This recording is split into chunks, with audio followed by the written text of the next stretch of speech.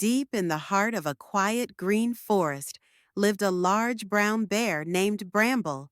He was bigger and stronger than any creature in the woods, with thick, shaggy fur and a voice like rolling thunder. Because he was so strong, Bramble often believed he didn't need anyone else. One chilly spring morning, Bramble woke with a tremendous hunger. He stretched his heavy paws and sniffed the breeze, hoping to catch the scent of honey. But after a long winter, food was scarce. He lumbered toward the old hollow tree where the bees sometimes nested, but found nothing. Along the path, he met a bright-eyed red squirrel busily gathering the last acorns. "Hello, Bramble," chirped the squirrel, balancing a pile of nuts in her tiny paws. "Are you hungry? You look tired." Bramble nodded, too hungry to be polite. "I haven't eaten since yesterday," he rumbled. "Here, take some acorns," said the squirrel kindly. She rolled a few toward him. Bramble gobbled them up without a word of thanks. The squirrel waited for him to say something, but he simply turned and continued down the path. Soon, he came upon a burrow where a family of rabbits were nibbling on tender clover. "Bramble, you look thin," said the oldest rabbit, twitching her nose. "Have some clover to fill your belly." Bramble crouched and ate all he could reach. When he finished, he wiped his mouth and lumbered away, leaving the rabbits staring after him in surprise. Not a single thank you fell from his lips.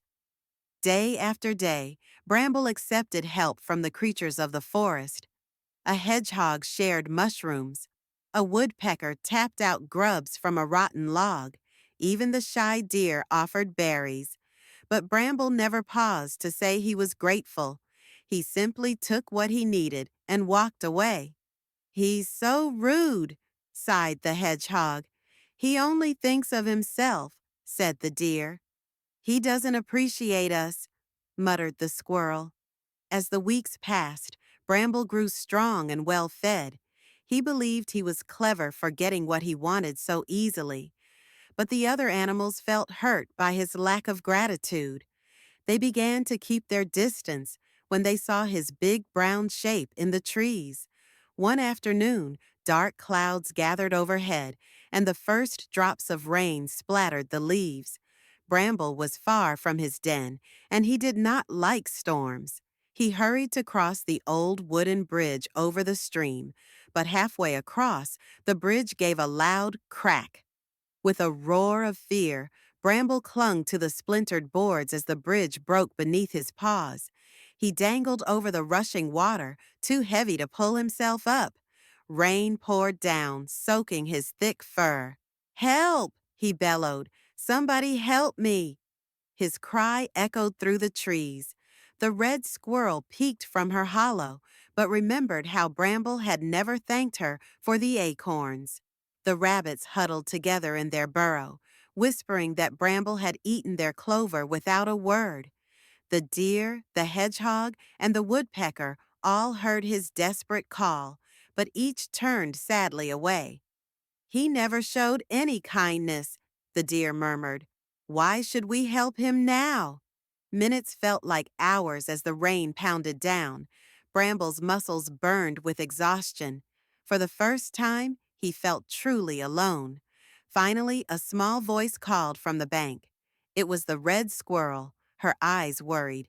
"Bramble, do you promise to be grateful if we help you?" She squeaked. "Yes," Bramble gasped. "I promise. I was wrong not to thank you all." The squirrel scurried to gather the rabbits, the hedgehog, and the woodpecker. Together, they tossed vines across the broken bridge. The deer braced herself so Bramble could climb to safety. Shivering and muddy, he stood among them, heart hammering. He bowed his head low. "I am sorry. I never thanked any of you for your kindness. You saved my life today. I will never forget it." The animals looked at one another, then smiled gently. "It's never too late to say thank you," the rabbit said. From that day on, Bramble changed. Whenever someone helped him, he remembered to smile and say, "Thank you." And when others needed help, he was the first to offer his strength. His friendships grew stronger than any bridge because gratitude, once given, built bonds that could never be broken. Moral: gratitude keeps friendships strong.